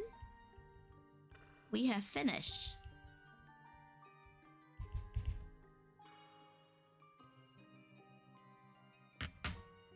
So from the colors of it, I can even see there's like bubble. You see there's like, it's like carbonated, right? Can you guys see the bubble? For some reason, I find this a little... I don't know why there's like bubble here.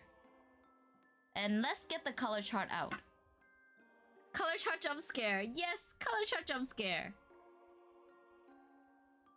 Oh wait, this is not color chart. This is aroma chart. Color chart. So rosé is like here. Salmon, pink. It's more on the pink side.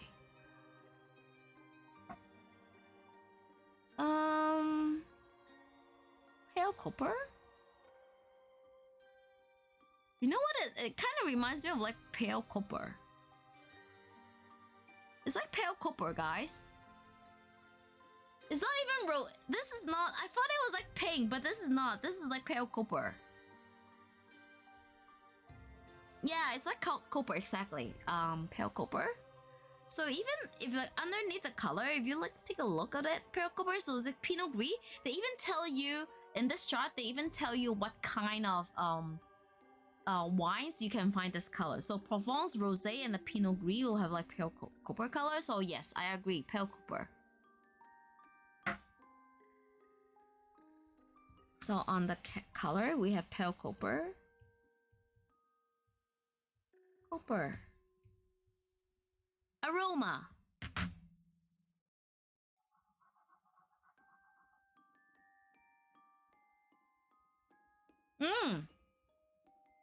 Oh my god, it smells like a wet dog. This is so weird. It smells like a wet dog. Nah, it's kind of like a really Whetstone honey fermented cabbage. This is so weird. I don't know, is this on aroma? I don't think it's on aroma chart. This is like according to what I know before. It's vegetal. It's vegetal. It's like it's something really wet. It's like yeah, it's like it smells like a wet dog. It smells like a wet dog. It smells so funky. It smells so funky. Why does it smell like this?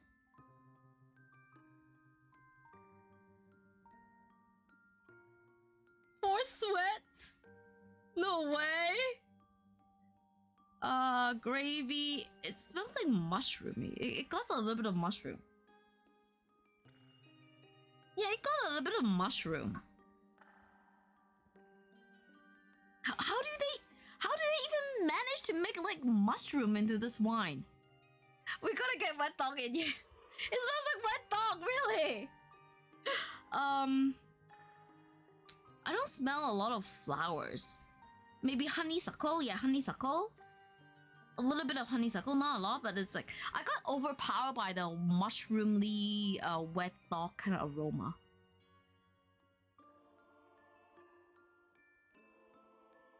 No, I actually smell. This reminds me of like some really funky red wine from America. Banana. Dry apricot, guava, melon. No, I don't get those at all. I get wet dog, man. Wet dog. Wet dog.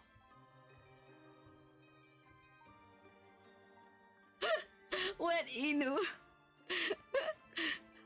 You've been progo. You're saying a red wine is food. No, I'm not saying a red. No, not all. It's This is the aroma I smell when I smell like completely natural organic wines. You know, there's like people who make wines under like minimal supervision. Those kind of wines. Because when we go over winemaking technique, remember I told you guys sometimes they add a little bit of chemical to prevent the wine from microbial spoilage, right? Some wineries, they just don't add anything at all, and then the sanitary condition of those wineries are not great. So they are really prone to microbial spoilage, and sometimes it will cause like wet dog aroma like that. Because, I mean, okay, let's continue with the wine, right? We got wet dog, honeysuckle, and then when I taste it,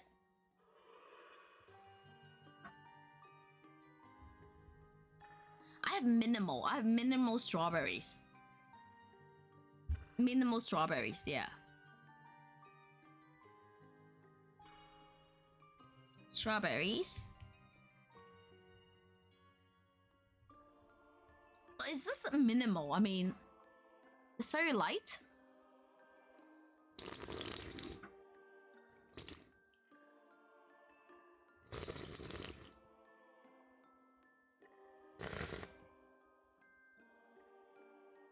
Maybe a hint of floral, just a hint.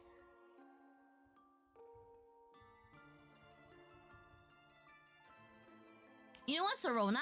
Actually, when you play the Crash, for some reason my Streamlabs browser actually heard it.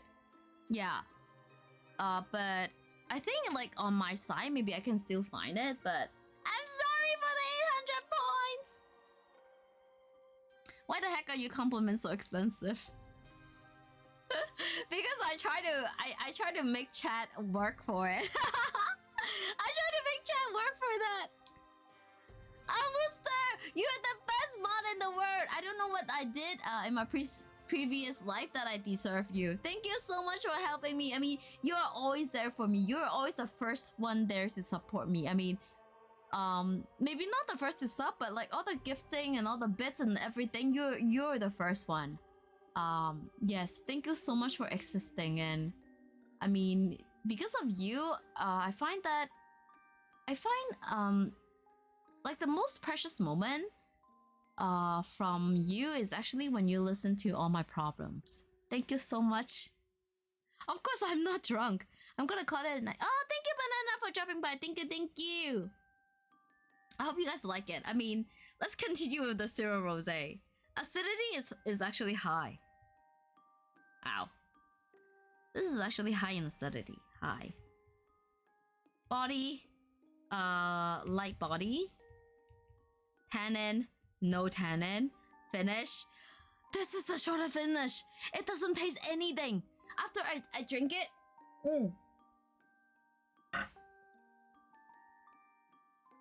Oh my god. It tastes like water. No finish. Like 2 seconds. It's like minimal. It has nothing there. Guys, the non-alcoholic wine? If you want me to judge it, like, seriously?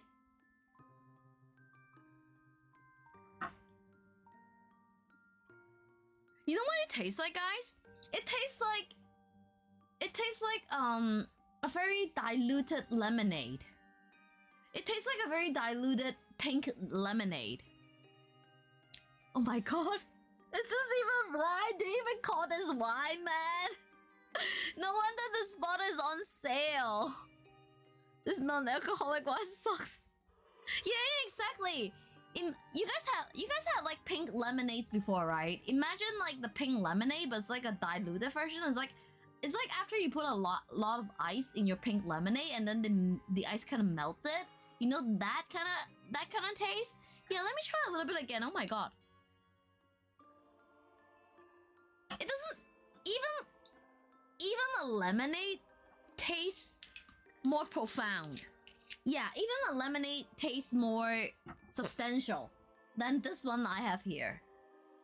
Gosh, what are the people have been doing? Ugh. What have the people been doing?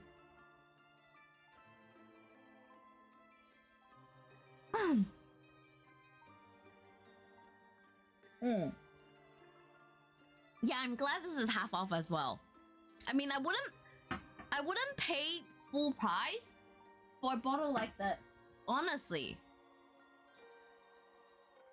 Oh, I had a good ass blue raspberry lemonade yesterday.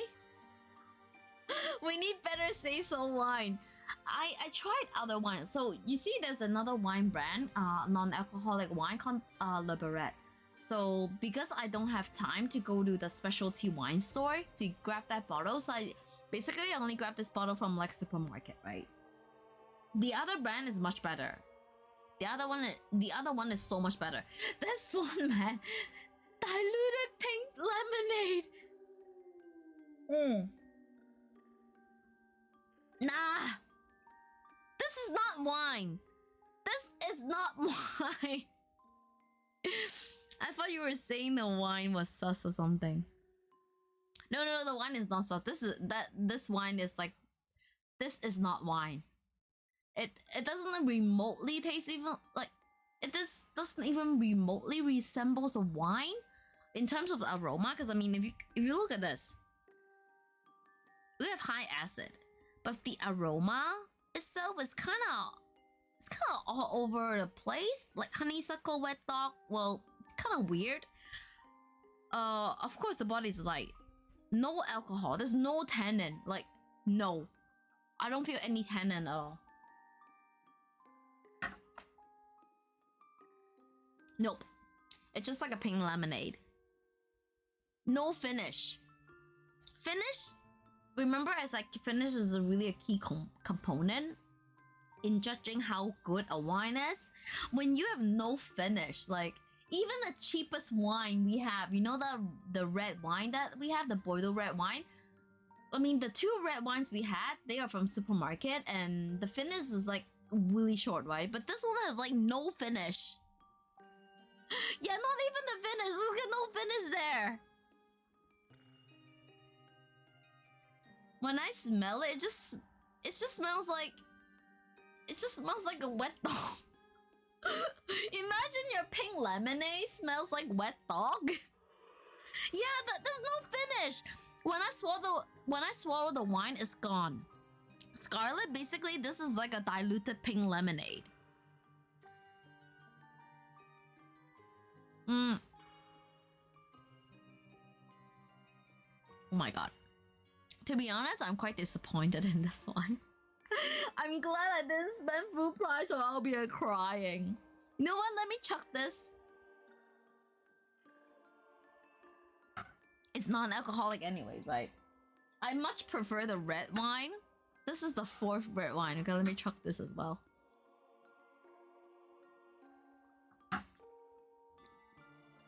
Oh my god, the red wine is so much better. You know, after drinking this, the red wine actually tastes better now. Cause this is so shitty. This is so bad. This is so bad. Maybe that's half off. I think it's not popular. I think it's just not popular. Like people, like why would you pay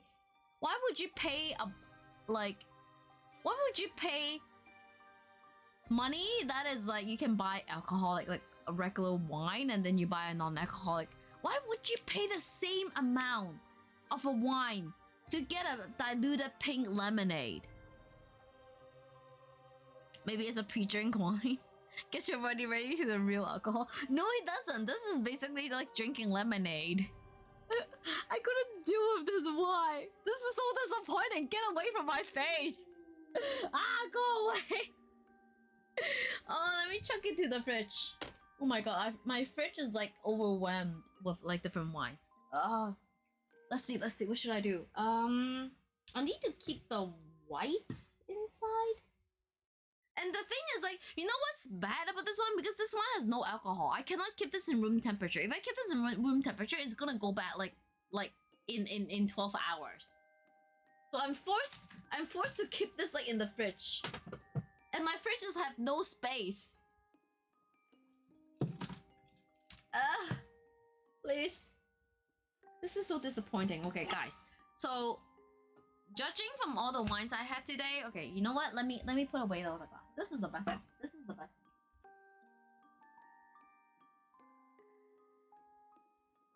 I mean the Sauvignon Blanc. This is the Sauvignon Blanc. Let me get rid of some of the glasses. Oh my god. Good luck to me washing all the glass tomorrow.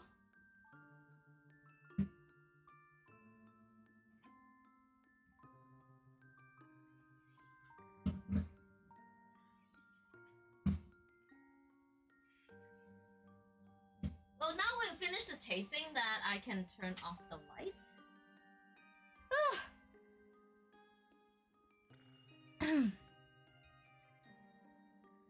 It runs in the family. Jess Obasang will throw me too when I disappointed her. Hello, Rexy. Hello. How are you doing? We just finished tasting, judging all the wines. So I say the best one. This is the best. Number one. Number 2 is also the growers. So this is number 2.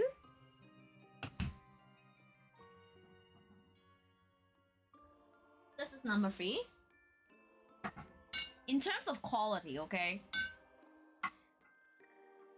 So number 1.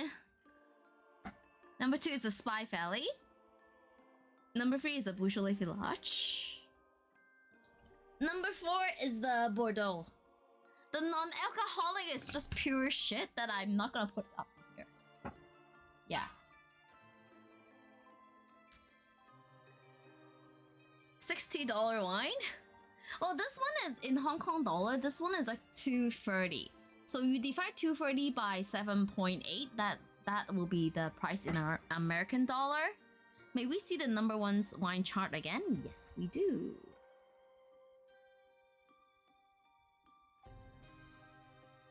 So this is Domaine de la Jobeline from Macon Burgundy in France. The grape variety is Chardonnay. Color medium gold. Yes, I'm gonna move this away. So this one is the wine. Oh, wait, alcohol content. So alcohol, you know what? The alcohol is actually 13.5. The alcohol is pretty high. Yeah, the alcohol is pretty high. So, I mean, in French, it means rich and generous.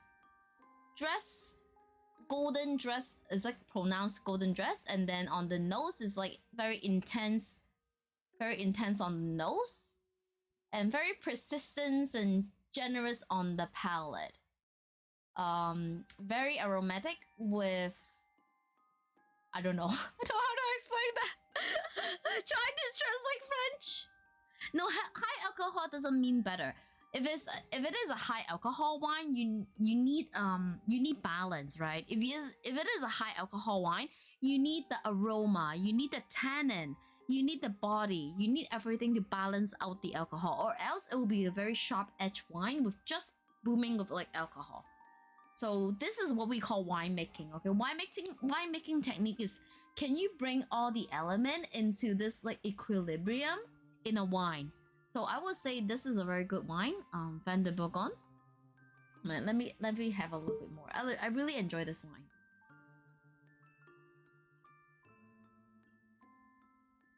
So this is a crown number 1. Number 1.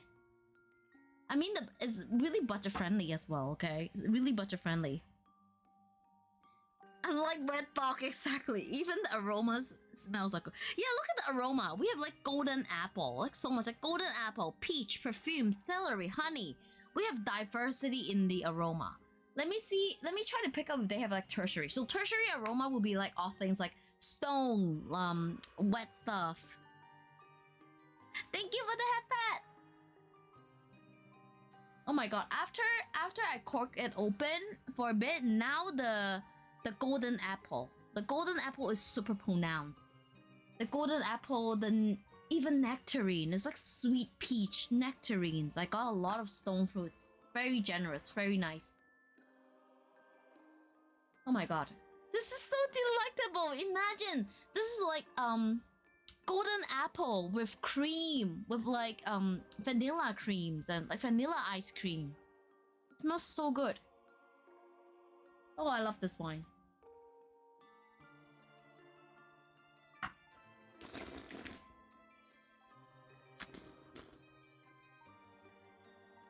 This is delicious. This one, yeah, I'm gonna finish this bottle first. This one, and then this one, and lastly this one. For this one, I can even cook with this one. I mean, this is like really generic. So you guys see the quality. Now after we judge 5 wines, okay, we don't. I'm not even gonna talk about that non-alcoholic wine anymore, okay? I don't consider that as wine, it's just lemonade. So we're gonna talk about these 4 wines. Now after we have the chart for all of the wines, we know that the white wines are of significantly better quality. The red wines are okay, with the Marks and Spencer one better than the other one. And now we can talk about like business practices. So you see the 2 wines here that are of better quality, the white wines, this is actually a growers. So growers are people who grow their own grape, make their own wine, take a lot of care into their wines. So even they got the Vin de Bourgogne. So usually, if you look up on the internet, Vin de Bourgogne is an association, okay? It's like the Burgundy Wine Association. Under them, they have like a lot of different wines and stuff like that. Yes, Pierre Malade. Okay. So this is actually the place of the wine. So yeah. Wait, let's see. Miss en Bordeaux. Okay, bottle for this dude. Okay, so they grow the grape, but I don't know if it is like bottle for them. What is the relationship with them? So I need to dig deeper into this. Like from before my stream, when I researched, they are still growers, so they make their own wines.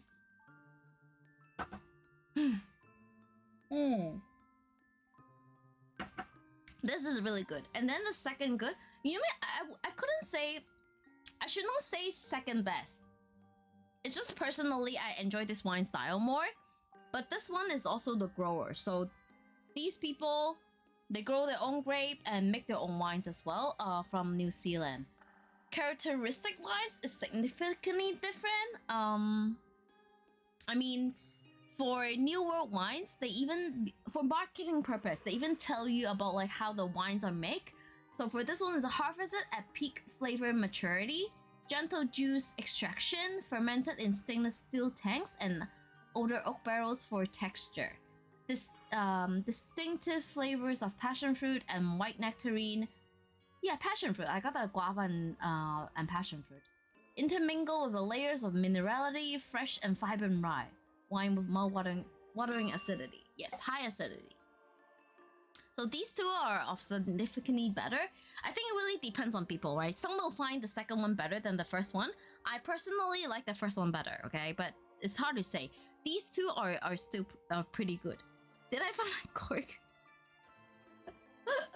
No, I couldn't find a cork for this one.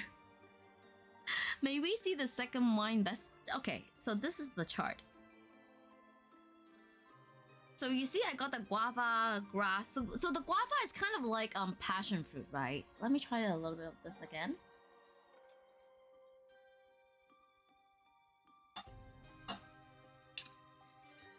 I mean, the color is like different. We talked about the color, right? The color is like really, really different.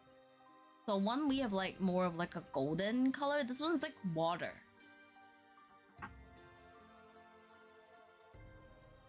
Super intense. I mean, good quality wines. When you taste a wine, the first thing is like aroma on your nose.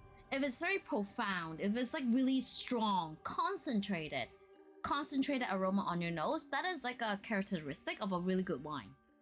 This one, very concentrated on the nose. I mean, after I did like a swing a little bit, I put it close to my nose. I don't even need to sniff it. I don't need to sniff it, and then I can already like smell the wine.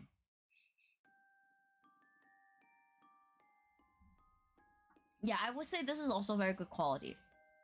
if I'm being really subjective about this, I would say these two are about the same quality. On the palate, how intense the aroma it is, this one, the second one actually is more intense than the first one. Let me try again. They are about the same, but then the second one is like really powerful. This guava passion fruit aroma. Yeah, I would say for aroma, we don't call it like very high. We use the term concentrated. We will call it the aroma is very concentrated. So yeah, for these two, especially the second one, the aroma is very concentrated. Concentrated aroma means that you can pick up the notes really quickly. You can sniff it, and it will take you only, let's say, like a second or two to pick up all the, say, guava, passion fruit, grass, gooseberry in this case. I also noticed you write dry white next to acidity. Oh, that was when I was explaining to Sarona what is a dry. So he was asking like what is a dry wine, and then I told him that a dry wine is basically the higher the acidity, the drier the wine. So this is how we describe the wine, because say if like you're the wine consumer, right? I tell you that, oh, the wine is like high in acidity, and then you'll be like, what the hell is that? So I would usually like generic description for the acidity in the wine will be the dryness of wine. The higher the acidity, the drier it will be. The lower the acidity, meaning the sweeter it will be. So on the two spectrum, you got dry and then you get sweet. So on the one end, you get the very dry, extra brut, like very dry. And on the other side, you get like sweet. So yes. Young alcohol go blue. Oh god. Finally, I can drink, man. Like after what? Like, oh my god. How long have I been streaming for? Jesus.